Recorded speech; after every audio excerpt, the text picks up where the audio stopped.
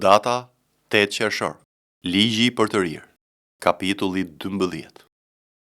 Këto janë statutet dhe dekretet që duhet të keni kujdes të respektoni në vendin që Zoti, Perëndia i jetërve të tu, të ka dhënë si trashëgimi për të gjitha ditët që do të jetoni mbi tokë.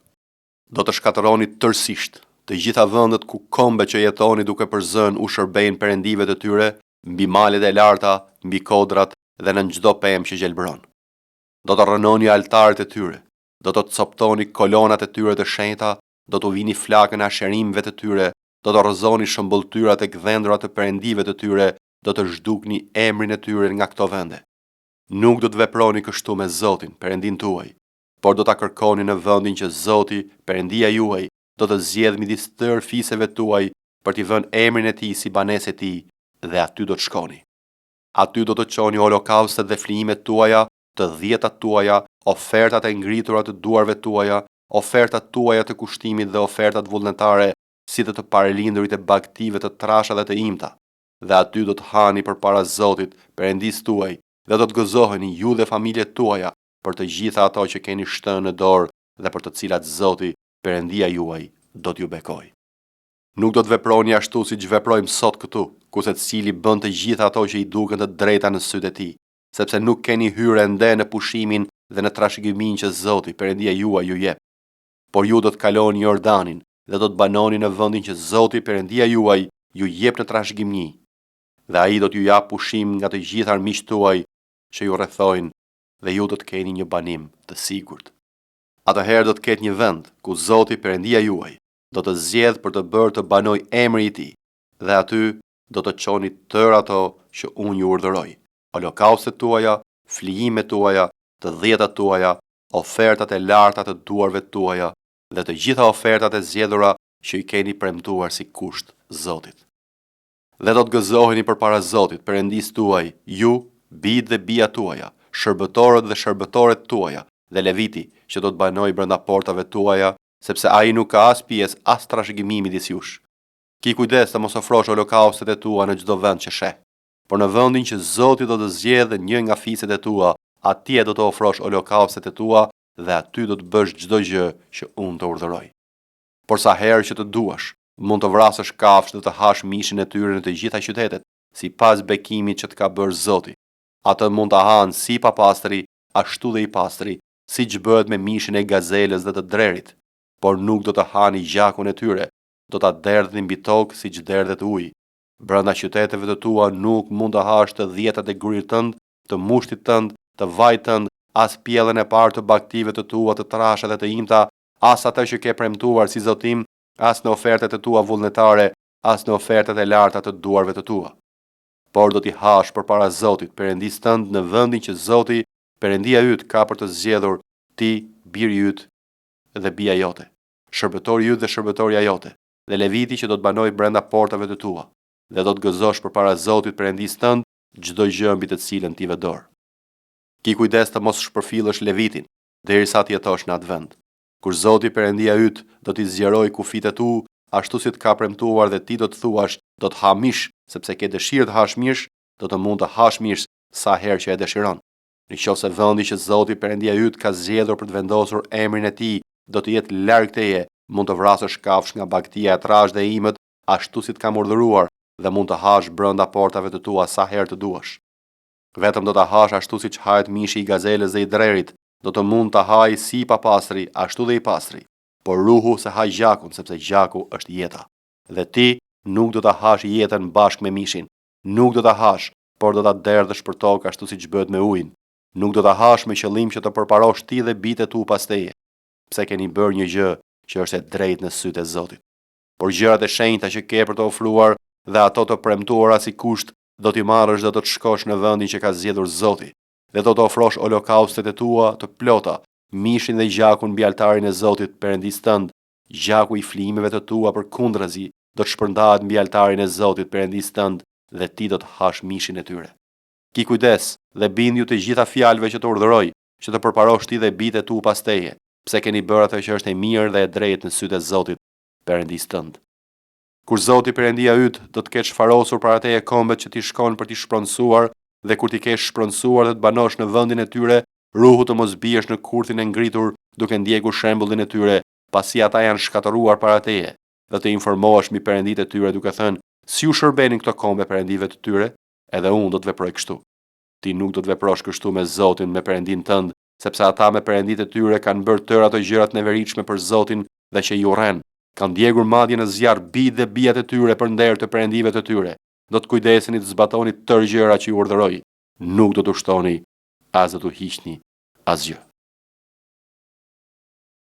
Psalmi 97. Zoti mbretëron. Le të gëzohet toka dhe le të ngazëllohen ishujt e mëdhenj. Re edhe terre mbështjellin, drejtësia dhe e drejta janë në themel të fronit të tij. Një zjarr i shkon përpara dhe i zhdukar miqtë e tij rreth e qark. Vetëtimat e tij ndriçojnë botën, toka i shikon dhe dridhet. Malet shkrihen si dylli përpara Zotit të gjithë tokës. Qiejt shpallin drejtësinë e tij dhe tërë popujt shohin lavdinë e tij. U ngatërrofshin të gjithë ata që u shërbejnë skulpturave dhe ata që mburren me idhujt, rënqin përmbys përpara atij të gjitha perëndit. Sioni ka dëgjuar dhe është gëzuar për to, dhe bijat e Judës janë gëzuar me gjykimet tua o Zot, sepse ti o Zot je shumë i larti mbi tërë tokën, ty të përlëvdojmë mbi gjithë perënditë e tjera. Ju që e doni Zotin, urreni të keqen, ai ruan jetën e shenjtorëve të tij dhe i çliron nga dorat pabezve.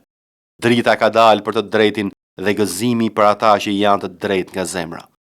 Ngazëllohuni tek Zoti o njerëz të drejtë dhe lëvdoni emrin e tij të shenjtë. Psalmi 98. Këndojini Zotit një himn të ri, sepse ka bërë mrekulli.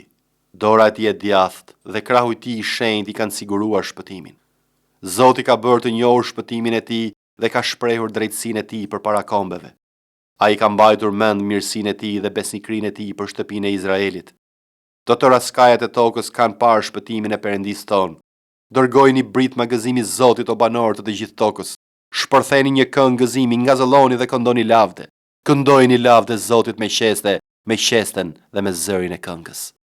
Dërgoni brit magëzimi me borit dhe me zërin e bririt përpara Zotit, mbretit. Le të zhurmoj deti dhe gjithçka ndodhet në të, bota dhe banorët e saj. Lumejt le të rrahin duart dhe malet le të ngazëllohen tokë nga gëzimi përpara Zotit, sepse ai vjen të gjykojë tokën.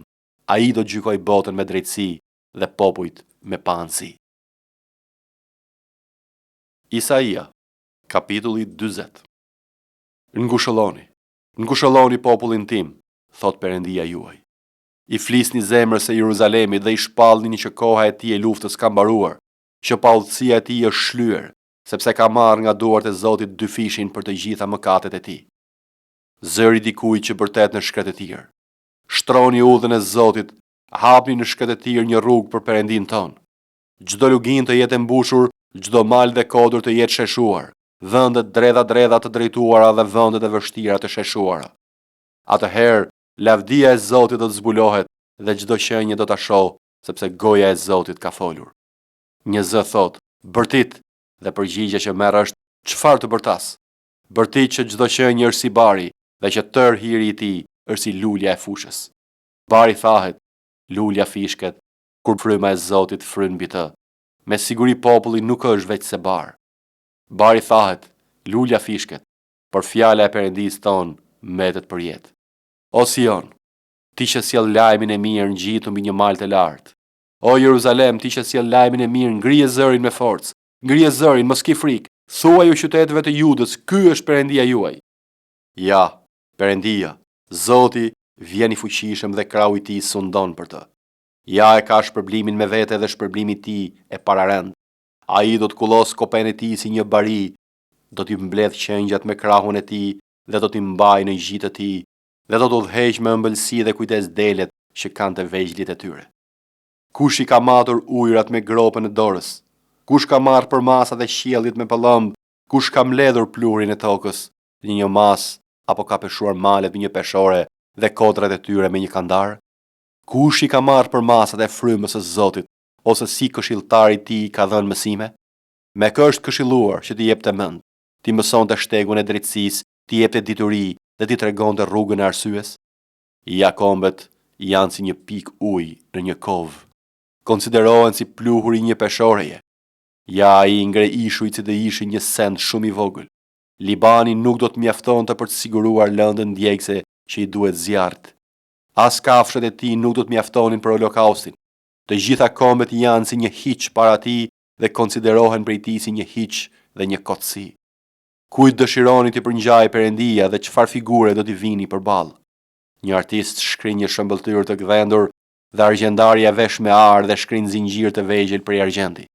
Ai që është tepër i varfër për një ofertë të tillë zgjedh një dru që nuk kalbet dhe gjen një artizan të shkathët që i përgatit një shëmbëltyr të gdhendur që nuk lëviz. Por nuk e dini, nuk e keni dëgjuar? A nuk ju është njoftuar që në fillim nuk e keni kuptuar nga themelet e tokës? Ai është ai që rri ulur mbi rrezullin e tokës, banorët e së cilës janë si karkaleca. Ai shpalos qejt si një vello dhe i hap si një çadër ku mund të banosh. Ai ka ta ndis princat e një hiç dhe i bën të panevojshëm gjykatësit e tokës. Sapo janë mbjell, sapo janë hedhur në tokë, sapo kërcelli i tyre ka lëshuar rrënjë, ai fryn mbi ta, dhe ata thahen. Uragani i merr me vete si kasht. Me kë kërkoni pratë më ngjasoni, që të jem baras me të, thot i shenjti. Ngrini syt tuaj përpjet dhe shikoni. Kush i krijoi këto gjëra? Ai që e nxjerr ushtrinë e tyre me shumicë dhe therret gjithçka me emër, për madhështinë e fuqisë së tij dhe forcën e tij, asnjë nuk mungon. Pse thua o Jakob, dhe ti Izrael, shpall, rruga ime i është fshehur Zotit, dhe për të drejtën time nuk kujdeset Perëndia im? Nuk e di ti vallë, nuk e ke dëgjuar? Perëndia i përjetësisë, Zoti, krijuesi i kufive të tokës, nuk mundohet dhe nuk lodhet. Zgjuarësia e tij është e panjohshme. Ai jep forcë të lodhurit dhe rrit fuqinë të këputurit. Të rinjt mundohen dhe lodhen, të rinjt e zgjedhur me siguri pengohen dhe rrëzohen. Por ata që shpresojnë te Zoti fitojnë forca të reja, ngrihen me krah si shqiponja, vrapojnë pa u lodhur dhe ecin pa u lodhur. Zbulesa, kapitulli 10. Dhe pash një ëngjëll tjetër të fortë që zbriste prej qiellit, i veshur me një re dhe me ylber mbi krye. Dhe fytyra e tij ishte si diell dhe këmbët e tij si shtylla zjarri. Dhe kishte në dorë një libër të hapur dhe vuri këmbën e tij të djathtë mbi detin edhe të majtin mbi dheun. Dhe bërtiti me zë të madh si një luan që vrumbullon, dhe kur bërtiti, të 7 bubullimat folën me zërat e tyre. Dhe kur folën të 7 bubullimat me zërat e tyre, u gatita të shkruaj, dhe dëgjova një zë prej qiellit që më thoshte: Vulosi gjërat që thanë të 7 bubullimat dhe mos i shkruaj. Atëherë ëngjëlli që unë pash që qëndronte mbi detin mbi dhe, ngriti dorën drejt qiellit dhe bëri be për atë që rron në jetë të jetëve, që krijoi qiellin dhe gjërat që janë në të, tokën dhe gjërat që janë në të, detin dhe gjërat që janë në të, se kohë nuk do të jetë më. Por në ditët e zërit të ëngjëllit të 7, kur do t'i bjerë trumpetës, do të përfundohet misteri i Perëndisë, siç u shpalli shërbëtorëve të tij, profetëve.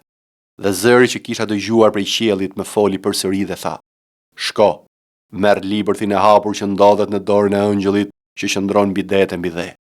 Dhe shkova tek ëngjëlli dhe i thash: Më jep libërthin. Dhe ai më tha: Merr edhe glabëroje atë, dhe ai do të hidhëroj barkun tënd, por në gojën tënde do të jetë i ëmbël si mjalt. Dhe e mora libërthin prej dorës së ëngjëllit dhe e glabërova, dhe ishte në gojën time i ëmbël si mjalt, dhe mbasi e hëngra, barku im u hidhërua. Dhe më tha: Duhet përsëri të profetizosh mbi shumë popull, kombe, gjuhë dhe mbretër.